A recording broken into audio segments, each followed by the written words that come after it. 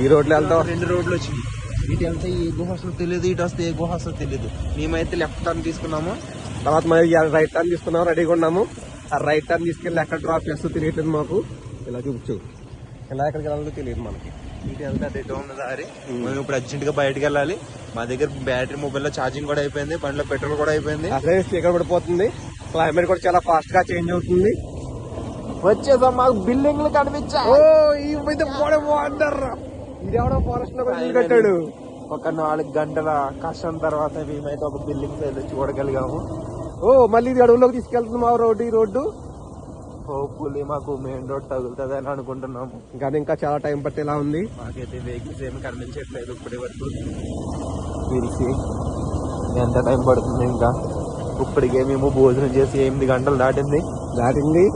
బండిలో పెట్రోల్ కూడా లేదు. బండిలో పెట్రోల్ కూడా చూపించు. బండిలో పెట్రోల్ లేదు, పెట్రోల్ కూడా లేదు, అయిపోయి వచ్చింది.